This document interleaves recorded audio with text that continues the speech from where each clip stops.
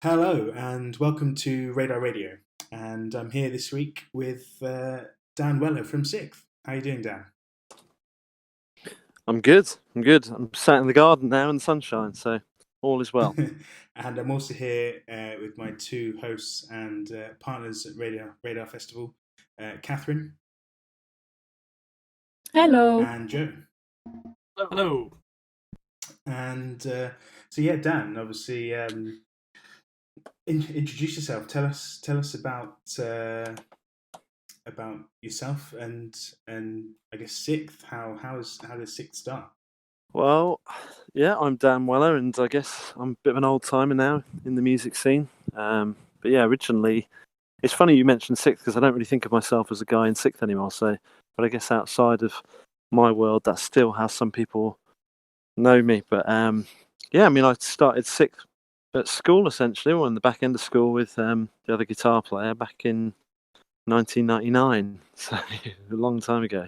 And yeah, I guess pre-internet, pre-everything. So it seems like a completely different world then. It wasn't. It's like a completely different set of rules as to how bands succeeded then, as compared to now. There was no. There was no way of reaching a mass audience other than getting in Kerrang or getting on Radio 1 or flyering gigs and being on stage and supporting American bands when they came through and hope. Yeah, starting a band back then, the means of getting your music out to the world was completely different. It was you'd either get in one of the main magazines like Kerrang or Metal Hammer or Rock Sound or Big Cheese, and then get on the Radio 1 rock show. And pretty much that was it. And then you'd fly gigs and you'd go and get gigs. And really, getting out on the road and playing was the only way you would really get the word spread. So it seems so different now, where you can, put a track out on Spotify or Instagram, or whatever, and you can pick up fans all over the world. That was just not a reality then. People would hear, like literally, would hear about Sixth by getting imports of Kerrang in America and things like that. Like 2 months later, it was that was genuinely how it was. So yeah, it seems like a different reality when I look back. Do you think you would, if you knew what you knew now, how do you think you would change how you grew the band?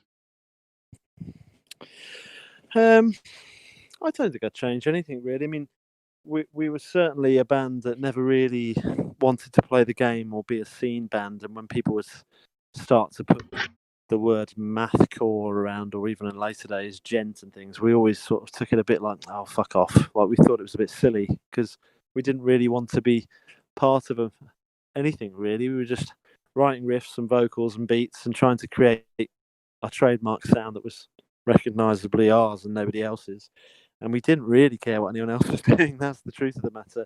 So I think putting Sixth in a world like now, if I was maybe an 18-year-old now, it would scare the life out of me because it's sort of, I don't know, it's like it's hideously saturated now, and I think that it kind of it acts as sort of a catalyst for people feeling like they're in a competition with everybody else. Everybody's popularity is numerically mentioned beneath their picture on Instagram or Facebook or whatever it is, and I think people are more conscious or more concerned with being validated or sort of accepted, whereas there's something fun about.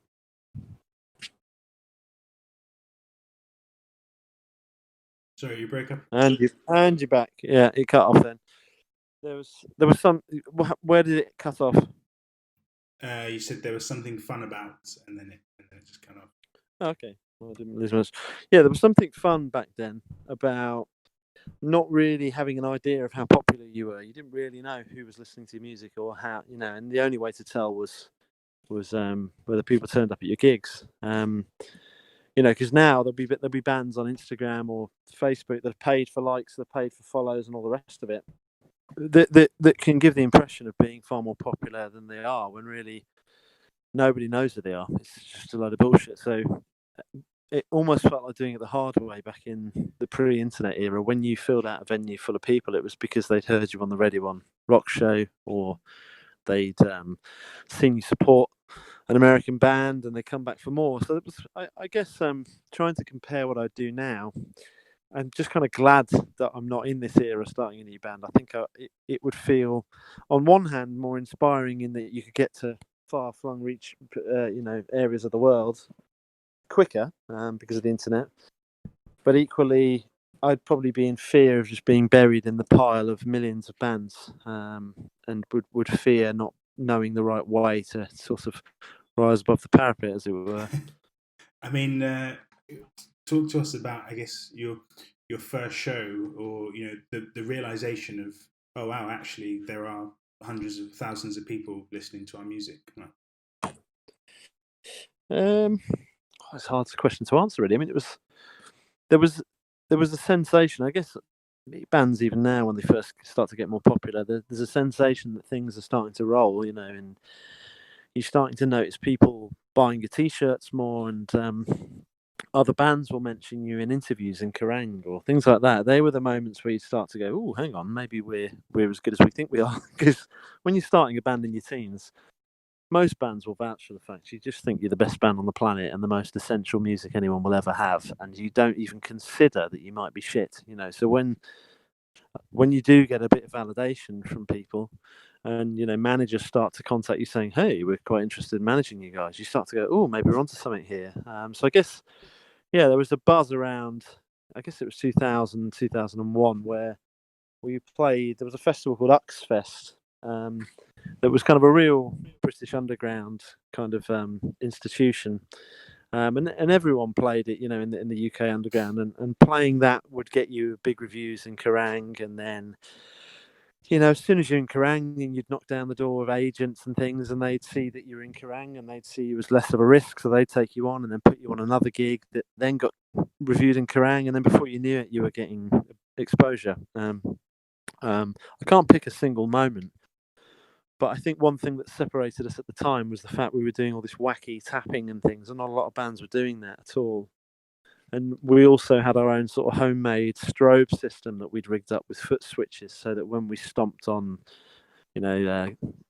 distortion channel on the guitar, it would also turn on these sort of like insane strobes. So I think our show's got this reputation for being sort of quite painful visually and on an audio level. So I think we got a rep for that, for sort of just making a bit of a scene at the time. I definitely remember seeing you back in the day, and I was a big Deftones, Tool, kind of Perfect Circle fan, and Sikth blew my mind, and I did not understand it. Oh, that's what a lot of people used to say. And it's funny, I obviously understood exactly what was going on, and still do. But if I'd seen a band in that era come out of the woodwork, I would have wondered what the hell was going on. It was loads of just elements that didn't seem to make sense all thrown together. But it made perfect sense to me. I wish I could tap into that primal feeling of writing really anarchic prog metal that I used to have when I was younger. I don't have that now, and I always used to think, I wonder if you lose that a bit. I wonder if you lose the fire to do it, because I'd listen to St. Anger and I'd be like, well, Hetfield clearly couldn't write Master of Puppets if he tried now. And I've always thought, I wonder if I'll get to a point where I won't have that sort of aggressive sort of gene where, because metal is an aggressive form of music. And, I'll be honest, I still think I can tap into the good riffs, but I'm less inclined to want to get on stage, chug loads of beer and headbang until my neck's hurting. That's not there anymore. And that I think, so I'm proud that I did it at the right time when it felt right, but I don't feel like I have it in me now to want to, I don't have that aggression running through me. And I guess that's part of just getting a bit older. You just start to give less of a shit about things that annoy you. So, circling back round a little bit. So what we like to ask people is, how did you get into music in the first place? What was the moment that inspired you, and how did you find your path from picking up an instrument for the first time to being in your first band? Well, I was never really into music at school in terms of learning. I never had any lessons or anything, and I was more into just playing golf and art, to be honest. But then it was my uncle when I was 15. I went to stay with him, and he's got a little studio in his basement, and he has like a jazz band and stuff. And I was obsessed with Metallica, and I bought the Black Album guitar book, and just went into his cellar and started playing guitar really badly, and discovered guitar tablature, which sort of made me go, oh, hang on, I can learn riffs without having to learn all that silly music notation stuff that I just didn't have the patience for. So it was that moment then, and then I got obsessed with buying guitar books. I bought Blood Sugar Sex Magic, Chili Peppers, Burn My Eyes, Machine Head, and I just bought them all and just started to learn riffs. And then I became obsessed with being able to play rhythm guitar, and then started to write my own riffs, and then formed a band with my friend on the drums, and that was that then really. And then I just became completely focused on being a successful band. I didn't want to do it for fun. I didn't want to play the local scene. I wanted it to be massive, and that just became my obsession really. So yeah, I guess it just started with a primal love of riffs. Is that why you said? Was that why you kind of focused on being more of a rhythm player? Because I like to think that your music is of quite technicality that I'm pretty sure you could be considered a lead player as well. Yeah, it's one of them with Sikth. It never really had rhythm and lead crossovers. I mean, we had a few solos and things, but ultimately we were just sort of playing all over the neck. And I think fundamentally, me and Pin, the other guitar player, we were both really into death metal growing up, but we didn't like all the shit that came with death metal. We went into the imagery and the nonsense and all that stuff. So we wanted to take the technicality of death metal, but not apply it to just gore and nonsense. And we wanted it to be appealing to kids who listen to Pantera and Sepultura.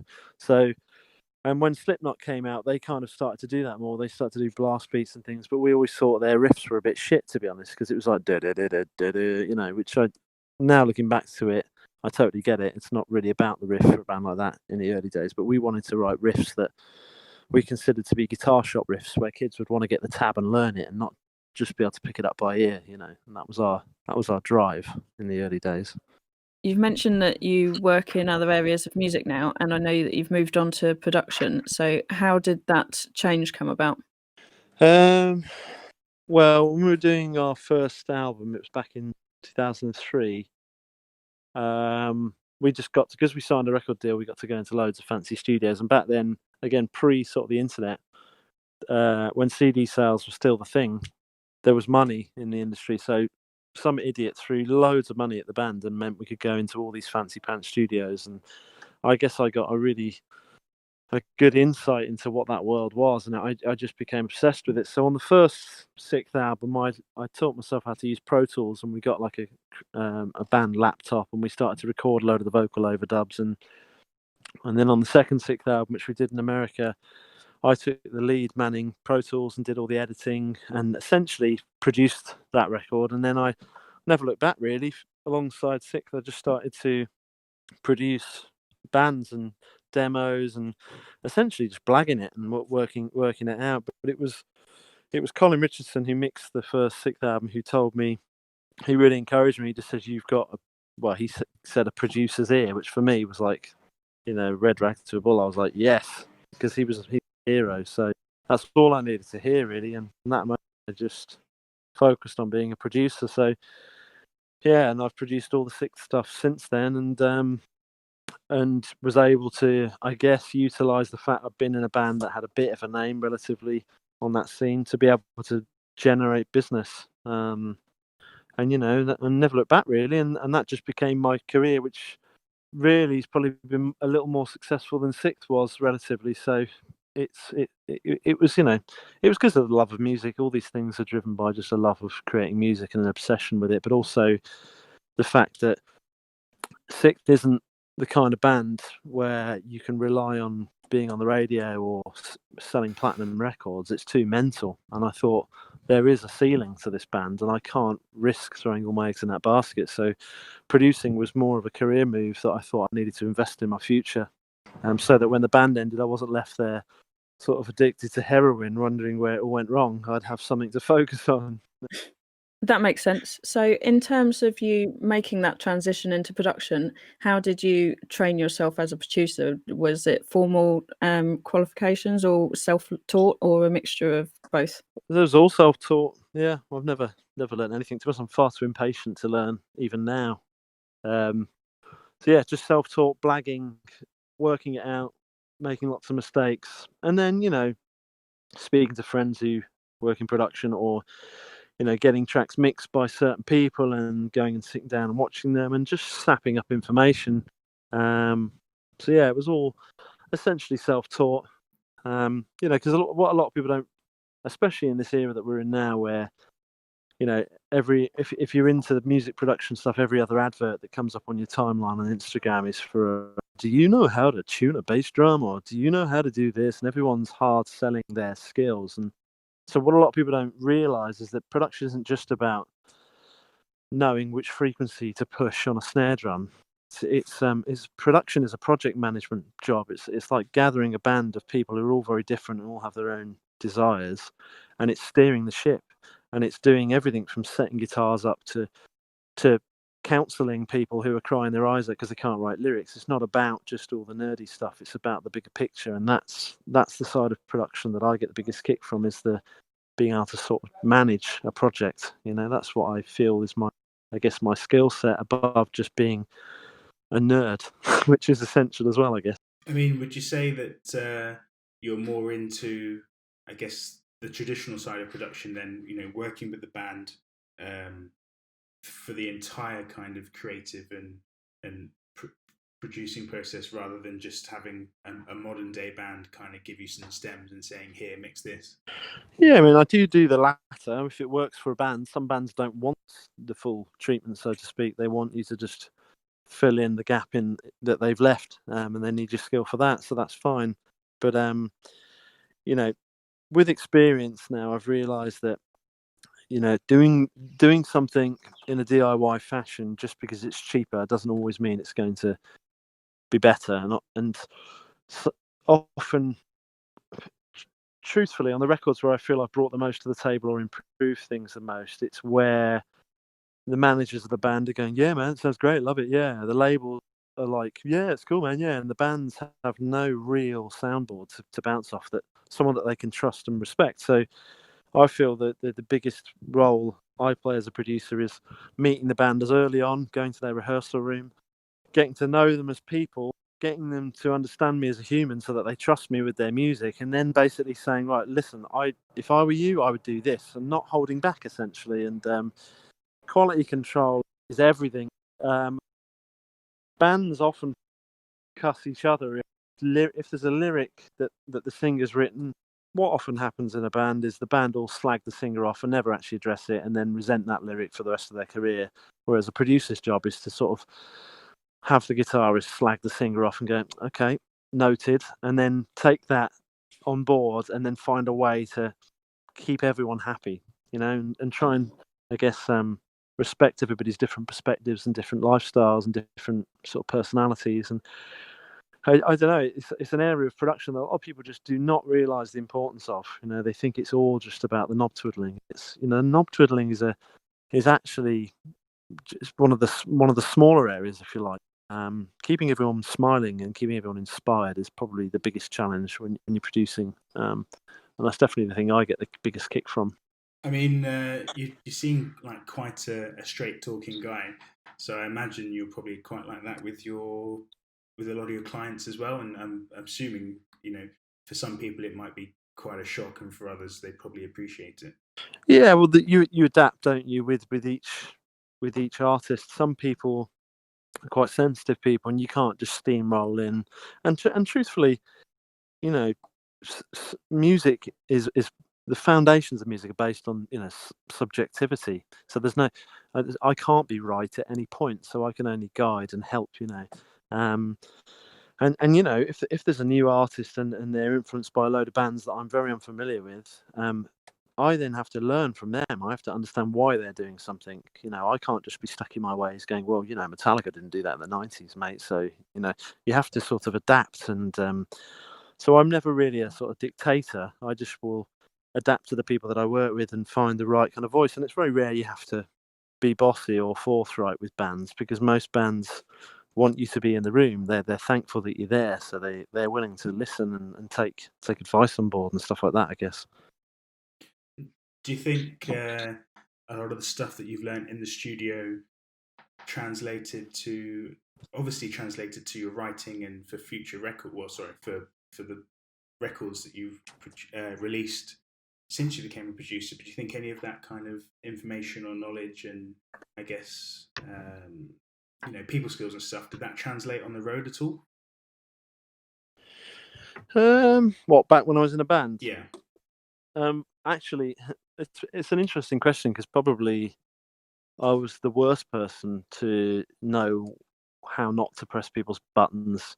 I think my straight talking edge was in sort of overload when I was in a band, because I was kind of the founder of the band, and although I wasn't the primary writer, along with the drummer, I was pretty much the main writer, and I was probably, for a large period of our career, the most driven. I wasn't doing drugs, and I wanted to just write riffs. I didn't want to faff about smoking weed. I was a bit more of an annoying bastard to be around, probably. So I think, and that's part of growing up too. And there'd be times when I'd look back and I think I was definitely right in that situation, and then I'd look back on it with a slightly more mature hat on, and I'd realise I was undoubtedly wrong in many situations. And so I learned a lot about psychology by being a bit of an arsehole, I think, and then realised that, there was some poignant moments in the past with Sikth where I was convinced everybody should follow my approach, and I've been proven wrong, and that's a really valuable lesson to learn. So sometimes just sitting back and listening to people's ideas is the correct approach, instead of just barking about what you want. So I think I probably got lots wrong when I was in a band, but it definitely set me in a good direction when it comes to what not to do as a producer. Moving the timeline along a bit. So obviously there was the early days of Sikth, and then you went off and you started training to be a producer. Then Sikth returned. Do you want to talk about that a little bit? How it came to be? I was definitely there at Euroblast, which was when you headlined. That was a fantastic show. How was all of that for you? Yeah, it was weird, because we didn't really speak to each other by and large for 7 years. I think we've just been, our whole 20s have been occupied by being in a band and caring about nothing else. And yeah, we were quite happy to get away from each other. And then I think it was 2013 at Downloads, and I bumped into Mikey and James and Dan, the singer, drummer, and bass player.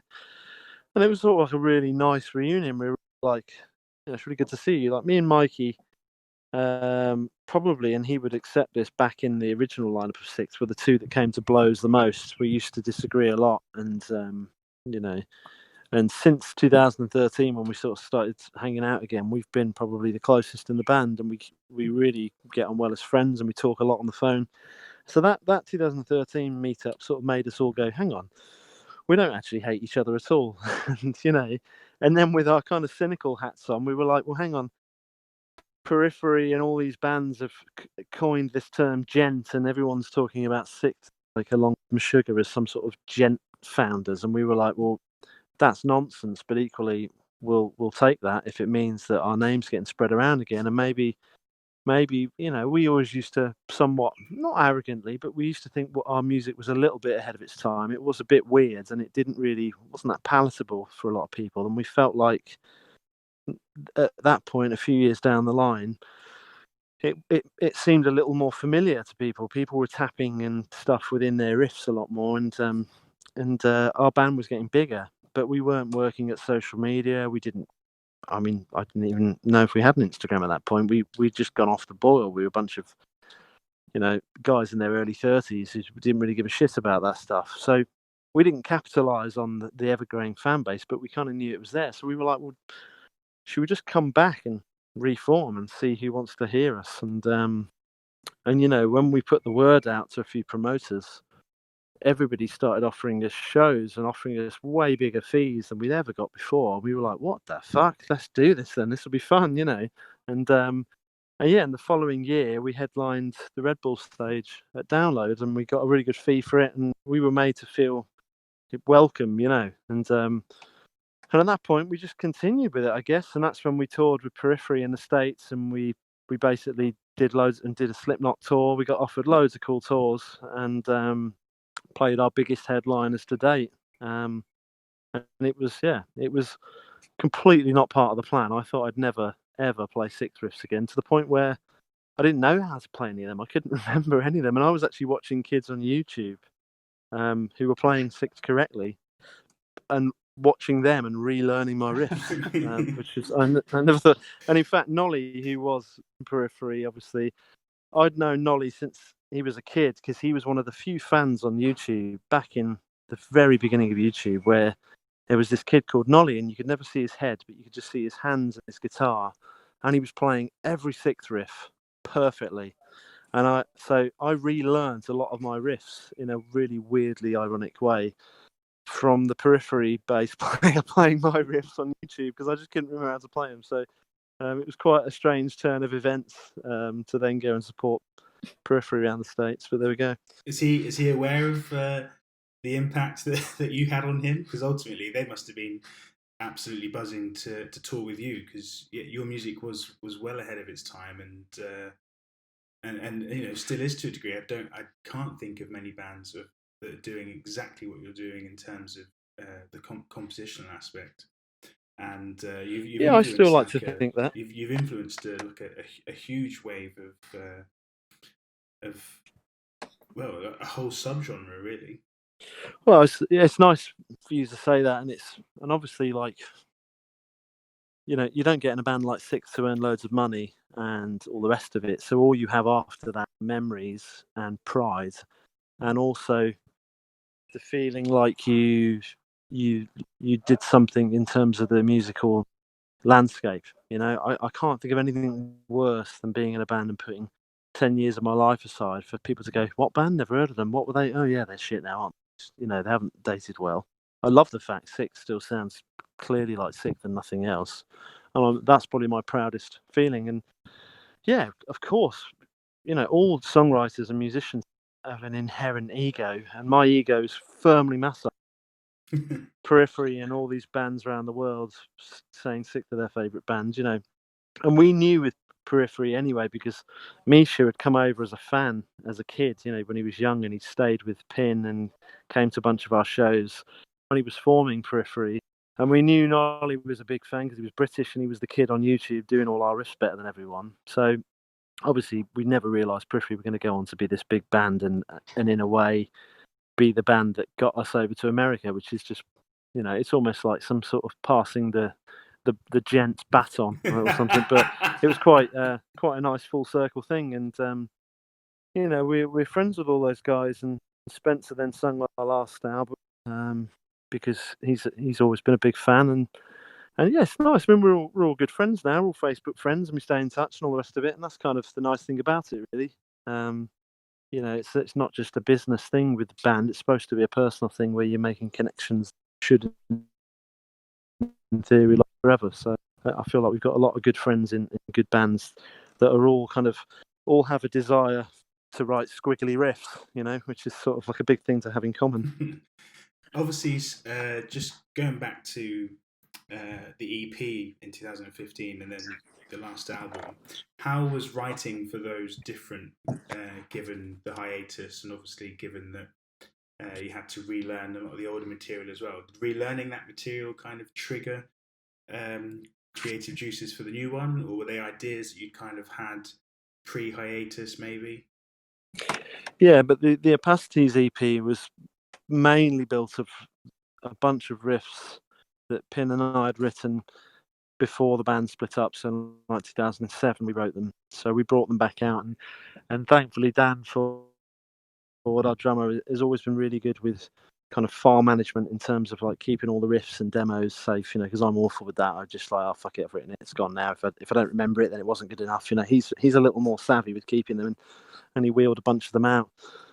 And we relearned how to play them, and then we added a load of new ones. But really with Opacities, we were kind of dipping our toes, I think. I don't know if we necessarily found the magic. At some points we did. I think in Philistine Philosophies we found some special stuff, but in other bits I felt like we were just remembering how to do it again. And that was the last record with the original lineup before Justin left. So going into the future in Whose Eyes, I felt like we toured around the world by that point. So all the old Sikth songs were back in our muscle memory, right at the forefront. And we were actually playing better than we'd ever played as musicians, because Dan had been teaching in the interim period, so he'd become a much better drummer. And I'd been recording a lot, so I was sitting on a click way better than I ever had. So I think we were all better musicians when we came to do the future. But yeah, Justin wasn't there, so that was slightly different. It felt like a new band to an extent, with Joe coming in. But yeah, it was. I don't know which album I would say I had the most fun doing, but there was more of a magic to making records in the early noughties, pre the internet era, as I like to call it, because it was just this like massive. The world felt much bigger. It felt like much more of a challenge to become big, and that felt more exciting to an extent. That excitement was there coming back to Sikth for sure. It was a little bit different. Then roll on to last year, was it 2019, and you won the Heavy Award for Producer of the Year. That must have been an amazing moment. Yeah. I mean, it's one of those things. I've always been a bit of a cynic about awards. I've been like, well, who are you to say that person's better than that person or that band's the best? It's kind of a bit silly. But then when you win one, you're like, hey, thanks for the award. This is great, So it's like it's weird. Like being a producer it feels like a bit of a thankless task to an extent.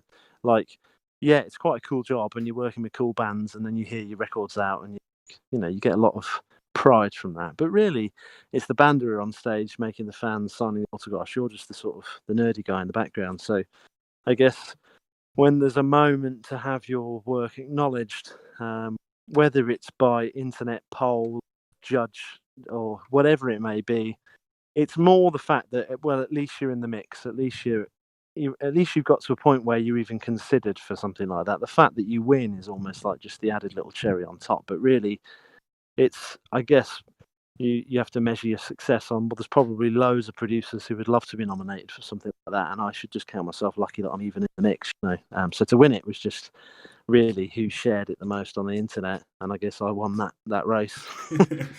So on one hand, you won an award, and on the other hand, Liverpool just won the title for the first time in 30 years. Which one's which one's more important? Well, yeah. I guess every Liverpool mean the world to me. So yeah, but they could have all retired years ago and be fine. But if I don't keep my career going, I can't retire. So me winning a Heavy Music Awards is probably more important on a personal level, because it means that I can keep my name out there and keep bubbling along with the self promotion. And the fact of the matter is, I think Liverpool, now we've got Klopp, we're going to enter a dominant period where we'll win plenty more. So I should just I should get used to the fact Liverpool winning. I think it'll happen next year. But that answer's just aimed at any Man United fans. I'm a Man United fan, and I think what you're saying is true, and it pains me to hurts. say it. Well, yeah, I think once Pochettino comes your way, I think you'll be taking everyone out. I think the most painful thing is that Klopp is so likeable, and your team is so likeable, and they play such great football.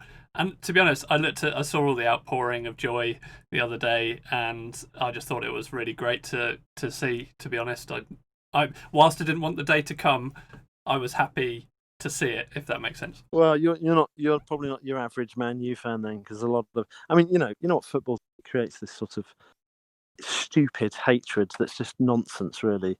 And I think if you're a decent level-headed human, if a team wins the league by playing brilliant football, not diving, let's be honest, Salah can dive, I can see that a mile away, but we're generally a fair-playing, good-playing team, and Klopp is a respectful manager. And yeah, there's not a single person on the planet who wouldn't want Klopp as a manager of their team. So, and that speaks volumes of what he's like being. He's be that likeable is pretty exceptional. Well, just bringing the podcast back to music a little bit. Just wanted to talk about some of your gear. I guess probably start with your Sikth gear over the studio gear. But as far as I'm aware, I think I've only ever seen you play that PRS standard 22 platinum. The red one. I remember we actually my band supported you in Reading a couple of years ago, actually, and yeah, you know Rich New quite well from Fleet, and I saw the guitar. Yes. I saw the guitar up close, and it was absolutely knackered. And I thought, oh man, this like how is it going to sound? And then you guys sound checked eventually, and I was just absolutely blown away with the clarity. But oh, did it sound good? But and it just goes to show that even though guitars can look knackered, that it's about, I guess, the other components, and obviously your playing style, the picks you use, and the amps and things like that. But yeah, tell us about your gear. I mean, how long have you had that PRS for? Because it looks old. Well, yeah. When we first signed a record deal, it was 2001, and we signed for way more money than you'd ever get now. The A&R guy was like, just basically swinging his dick around. So, tell me what guitars you want, Dan, and I'll sort it out. And I was like, I don't know really. So we went down Denmark Street, and I sat in Rose Morris and a bunch of the shops, and I tried loads of guitars. And I'd never been and I'm still not guitar sort of aficionado, as it were. The history guitars, I couldn't tell you a 74 Strat from a 94 Strat. It's just not I'm not interested, to be honest. I just care about how it sounds and how it feels.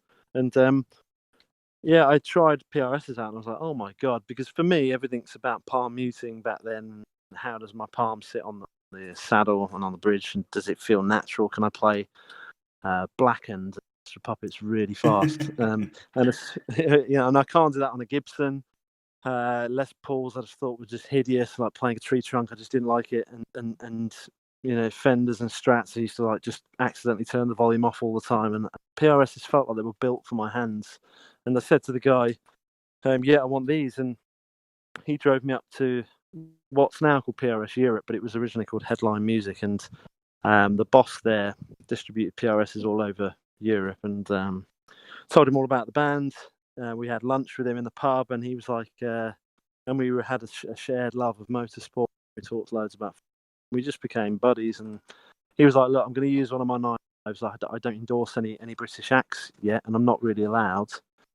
But I'm going to give you a guitar, so go and pick one." So that was it. So he said, "You can have any of these," and these were the CE22s, the ones, which were worth about 1,700 quid at the time. And I picked my sort of green one that looks like a gold top, and then the band started to get a lot bigger and more popular, and we were in all the magazines, and we called him and said, "Can I get a second one?" And this was 2002, when we were doing the How May I Help You EP. And he said, "Yeah, come back up." And he said, "We've just got this brand new colour in, and it's this blood red." And he said, "I haven't seen any other ones come through. This is the only one we've got." But he said, "It's perfect for you." And I just looked at it. I was like, "Oh God, that's amazing!"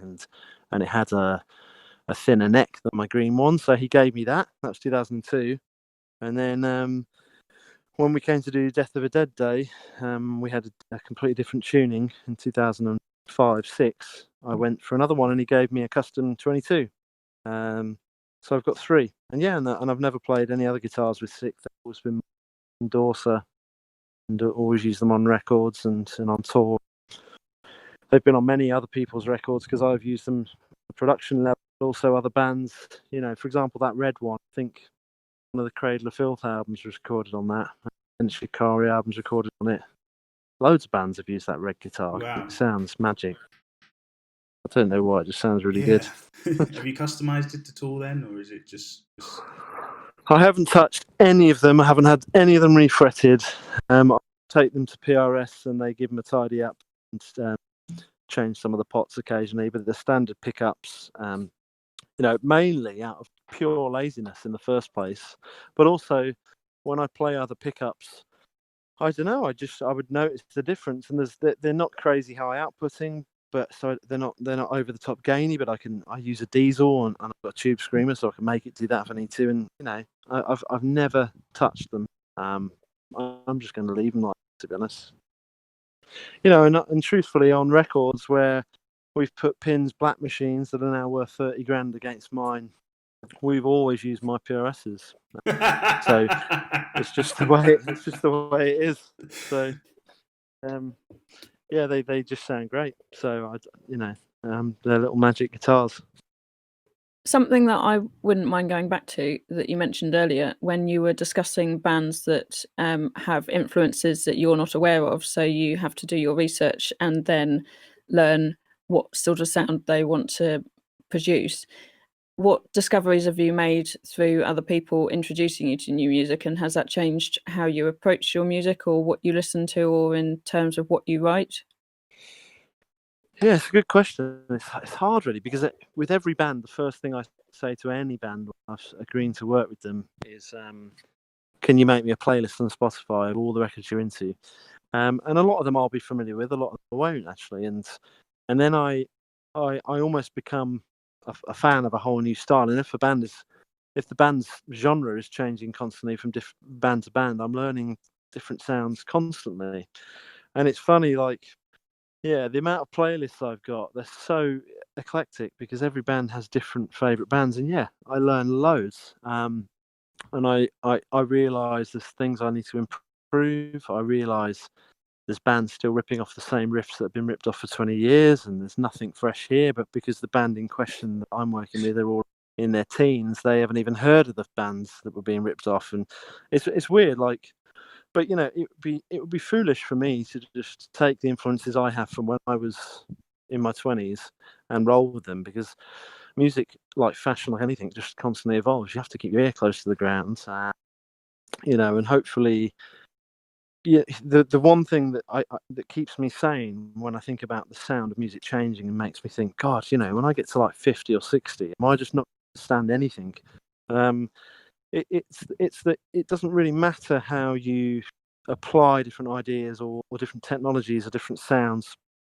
It still needs to serve the song, and songs are still, although songs structurally can vary massively from sound to sound, it's still a communication to a listener, and it needs to have some fundamental elements. And and that's still something that is often, as a producer, the thing you need to rein in. So if for example, a guitarist is writing in a style that seems really unfamiliar to me, but it's really a product of his or her influences, I don't try and stifle it. I just try and extract the best from it, whilst applying it to the things that I know are essential when it comes to a finished product. So you constantly have to sort of keep the sort of fundamentals hat on, but also try to embrace someone's uniqueness and the product of their age and their influence. That needs to come from them. It can't come from me. I just need to steer it and make sure that it doesn't go too far off the track, to the point where it's not serving the song, if you like.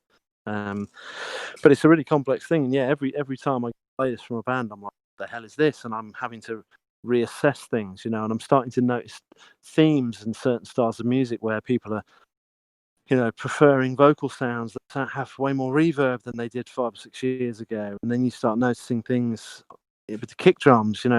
5 or 10 years ago, people would say, please add more top to the kick drum. I need it to be more toppy and clicky. And now it would go around the opposite. Things move and change, and you have to be aware of that all the time so that your music can sound contemporary and your recordings can sound contemporary. I'd hate to sound like a dated producer. That would be like my worst nightmare. Is there one genre of music that you've found that you end up producing more, or are you approaching with quite a variety? And would you prefer a variety, or do you want to sort of hone your craft in one area in particular? Well, it's an interesting question again, because truthfully, I probably dip into more styles than I should, in that I just love music, and I write a lot of country music. I go over to Nashville and write country, but then I'll come back and I'll be mixing like a death metal song. Then my publisher's studio, I'll be writing loads of pop and indie pop. But then really, most of the work that comes in terms of production are bands, rock bands, because of the stuff that I've recorded. So we essentially bands with guitars and drums, with a little bit of electronics. That, I guess, is what I'm known for. But it's hard because, in fact, Nolly, going back to Nolly, who's a good buddy of mine, we had a really interesting chat about this, because he's like, well, you can do loads of different styles. I'm like, yeah, but you just like nail metal mixing like better than most. And he told me that he'd had a chat with one of his family members about why he doesn't spread his wings into more styles. And he said, the way I see it, I just want to do one thing better than everyone. And it resonated with me. I thought that's a really good approach, because if I can't go to sleep at night if I thought I could only do one thing. But equally, being a jack of all trades wins you nothing. So as I've got older, I've started to try to narrow things. I've started to turn jobs down that I don't think fit with bringing the best out of my skill set, because, all the great producers out there that I aspire to be like, they don't just produce anything that comes their way if it's good. They tend to have a sound, and as much as I don't want to have just one sound, I need to make sure, because if I was in a band looking for a producer, what would I do? I would Google what they've done, and I would tend to lean on, if it was for someone like Sikth, I would tend to lean on someone who's got a lot of products out there that sound similar to Sikth. So it's more of a safe bet. I wouldn't go towards a producer that's worked with Ent Shikari and then like done a country pop album. I would find that kind of confusing.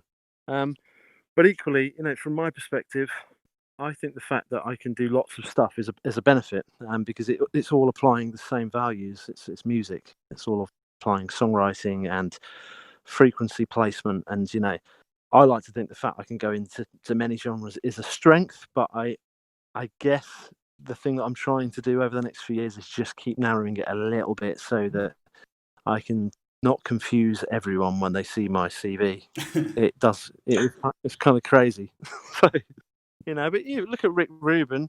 Not that I aspire to be that big, but I mean, it'd be great. But Rick Rubin's done everything from Slayer to Jay-Z. It doesn't, to Adele. It doesn't.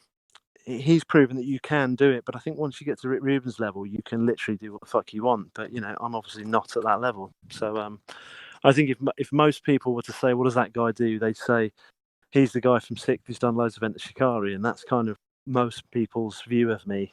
And I guess it's not a bad thing. It's two kind of forward-thinking bands that I'm happy to be sort of associated with, if you like. Yeah, I mean, how do you think your I guess production approach differs from Justin's? I have no idea really, because we've been together for many years. Justin is more in the, I would say, and I couldn't speak for him, but he's more got Nolly's hat on in that he focuses on one thing a little more. So he tends to do metal like Nolly does. That seems to be his passion and his skill set. It's not to say that's necessarily his favourite style, I don't know, but I seem to think that's what he does most of, whereas I guess I differ from Justin in that I try not to do metal really, because I think a lot of metal is not very good, and I'll only do metal if I think it's good, and I can bring something to the table. That's fair. That's, I mean, it's nice that you're not just taking on bands, just for the hell of it, and that you're only really going in something that you believe in as a product, and obviously you believe in your own ability. Yeah, I think so. I also think, a lot of bands self-fund now. And, I would never take a job on and take someone's money unless I knew I was going to give them something that would make them smile. It doesn't mean to say I'm some kind of like, martyr, and I'll just think of other people all the time. I'll take on things that I'm massively passionate about, but I'll still think, yeah, I could nail this and I can give them exactly what. And it's still a job, and I still apply myself with as much effort and concentration and the same work ethic. It's just, I'd be a liar if I said every band I've ever worked with is my favourite band. It's just not possible, is it? So you have to provide a service at the same time. So it's about balancing that and making sure, if I was ever doing something purely for the money, I'd know I was doing it wrong. It has to be, you have to be able to get out of bed to do it. It has to make you want to do it, even if it's not your favourite thing. So looking to the future a little bit, I mean, do you have an itch to get on stage at any point, or do you view yourself more going forward as a producer? Is there like a creative project that you've had in your head for 10 years that you may do? Yeah, just throwing out ideas. I think we'll inevitably get Six back together at some point, whether it's anniversaries or. I don't know whether we'll make another record, because I just, it has to be, you have to be all in with Sixth. It can't be. I would just cry if we made some toss record full of like old dad riffs. Like, that would just be my worst nightmare. So we got to like be careful that it fuck Sixth's legacy up, because I think truthfully, we've dribbled back out here and there, and we've not really put much effort into the social media stuff and really doing all the things that are included in being a band these days, and it's definitely damaged our legacy, because it just looks a bit half-assed, and so we've made a conscious decision to sort of, if we're going to do something, do it all in or don't do it at all, because no one wants to see that band on every festival. But they're back again, are they? They've run out of money or something. I'd hate to be that. So I think Six maybe, but not sure. Producing, yeah, I mean, my trajectory, I just want it to keep going up, and I want to be doing more projects in America, and I want to be winning Grammys. That's like, why else would I do it? I want to set myself the highest targets, and I feel like I'm on track for my targets, but you have to work super hard, and it's a lot of sacrifice involved. But yeah, I mean, on a personal front, my primary sort of love is writing, I guess you'd call it modern classical, like quite dark piano stuff. And that's always been, I mean, it's actually emerged on the first Sixth album as like a piano track, and that's always been done in the background, and working on a solo project that I'll be releasing through a label at some point. And that's something that I'm putting a lot of my thought into at the moment. And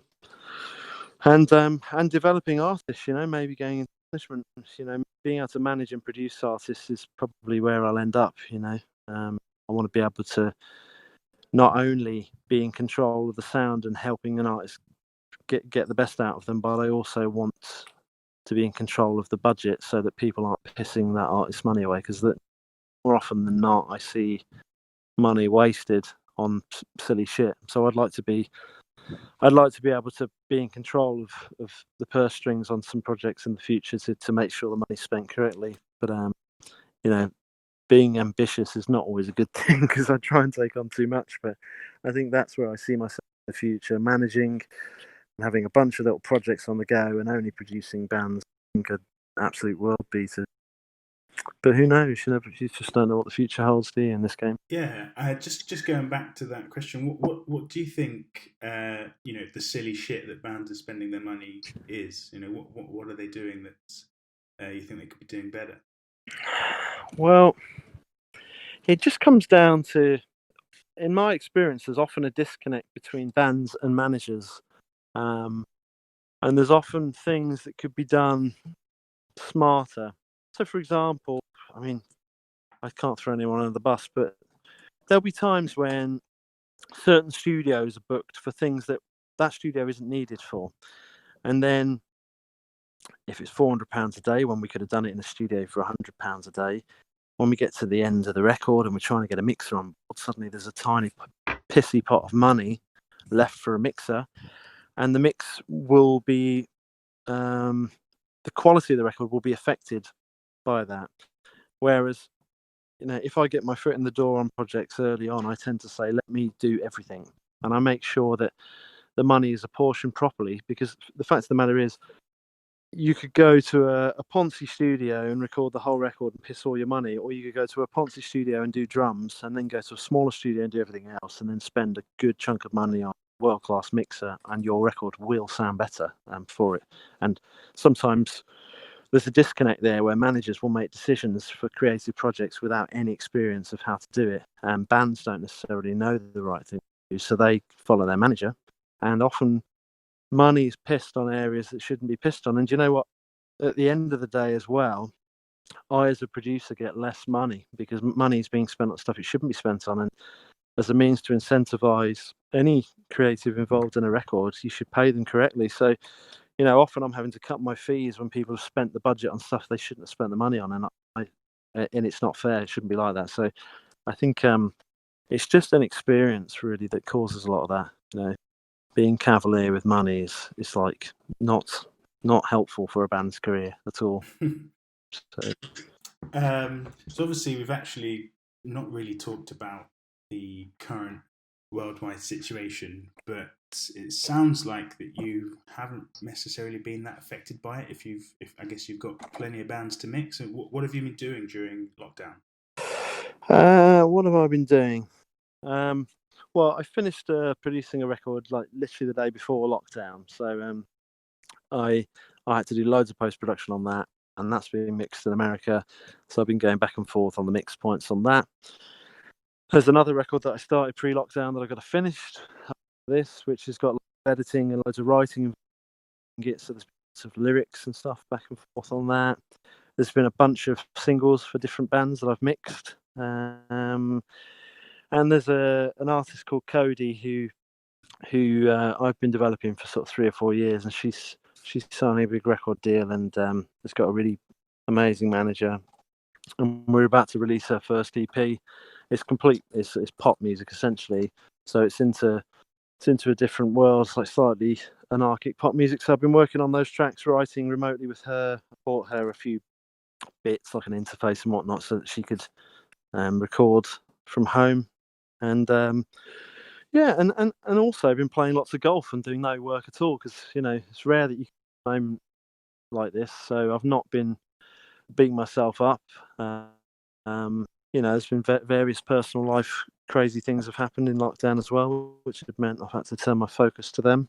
So you know, I've just been not stressing. I feel really sorry for young acts and bands who are really reliant upon fees for gigs and selling a few T-shirts or CDs. You know, I cannot imagine how scared I'd be if I was in their situation, because it's just been a hideous thing to go through. And I can only hope people have got parents and relatives who've been able to help them and keep them afloat. But I'm probably one of the lucky ones in that I'm not struggling as much as I used to be. So it'd be a lot worse for me if I were in a few years ago. But I've been able to sort of at least sleep well at night, which I'm thankful for. What I guess also during the lockdown, have you discovered any bands that you're enjoying that aren't kind of related to the production side of things? I listen to a lot of a guy called Clem Leake. He's like a ambient sort of weird modern classical guy. The guy does a similar style of music in LA called Tony Anderson. Listen to a lot of him. I mean, I tend to listen to classical music all day long. I always have. That's my first love, really. So I'm listening to a lot of sad classical music. John Hopkins, I'm obsessed with. Singularity, his last album, I listen to a lot. And you know, there's loads of amazing new artists out there, but this, you know what it's like now. It's such a saturation. I mean, how anyone listens to New Music Friday every Friday with any real level of sort of putting time in? You know, there's so many new artists, so many playlists. It's almost overwhelming when you're working in music. You know, if I'm sitting in Pro Tools for 12, 13 hours a day, the last thing I want to do is go, right, let's go and discover some new music. I'm just like, fuck music. I want to go and watch Netflix, you know. So it's hard to find that balance where I give a shit about new stuff. But, you know, you have to, because it's part of your job. But really, almost all of my learning comes from the project that I'm currently working on at each point, and the playlists that they've sent me, and there'll always be fresh new things in there that blow me away. That I think's amazing, you know. You know, and I feel like I've been involved. The last Shikari record, I think, is one of the most forward-thinking things I've heard for ages, and I was able to record it and be involved in it. So, you know, I'm quite lucky in that sense. But you know, there's so much good shit out there. It's just insane. You know, it's almost intimidating to an extent. You listen to a lot of music. There's some seriously skilled individuals out there, and it blows me away, to be honest. Every time I hear music, if there's something great, I have a feeling of listen to that again, but I also have a feeling of how are they doing that, and why don't I know how they're doing that, and that then creates this self-loathing. I need to know how that's done, and then I feel like it's my mission to improve. So music's almost like a curse for me. It kind of brings me lots of joy, but it also makes me want to be better all the time, And which is not necessarily good. just that self-loathing aspect, is that from production or from playing guitar? Oh, not guitar at all. I mean, I guess you know me from Sikth, but I don't really consider myself a guitar player. Like, I don't have any guitars here. My guitars have been packed away for weeks. I don't play guitar ever. I don't play guitar for joy. I don't sit down and play guitar. I haven't done for years.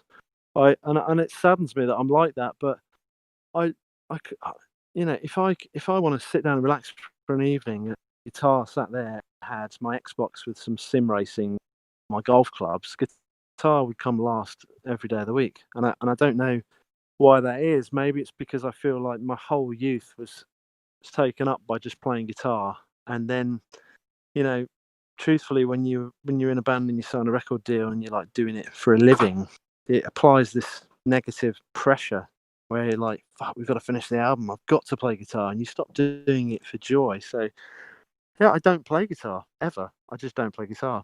I play piano all the time. I don't play guitar ever.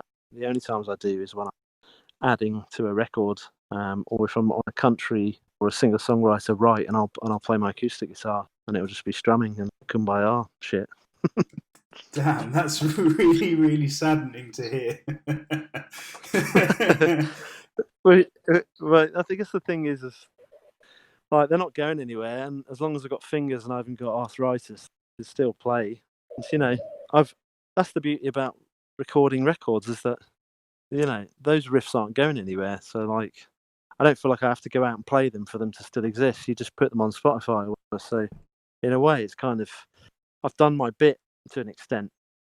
I find piano and programming a more inspiring method to create songs, chord progressions, and I find that with guitar, I've always had a sort of orthodox style, which was to write in the style of Sikth. It was kind of, for example, if I sat down, there's guitarists in a guitar shop who does like a blues lick or something. That's just not me. I would never know how to, and I want to.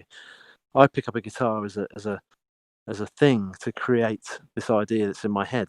I don't pick it up to just play the Beatles or something. It's just not. It's never been me, really. So I see the guitar as just literally a tool to create an idea, and most of my ideas in my head musically, when it comes to songwriting, the chord progressions and melodies and vocal melodies like that, they're not riffs anymore. I don't sit and think, oh, I must write a riff today. They're not. It's not part of my mindset anymore, whereas it used to just be all I thought about.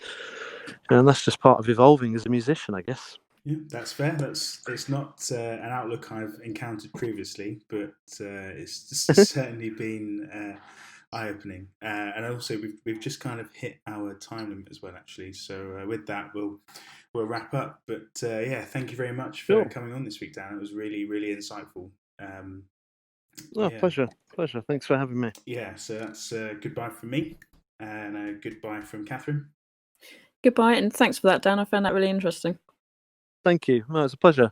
I hope I didn't rant too much. No, not at all. And goodbye from Joe as well. Ta-ra. Cheers, Joe.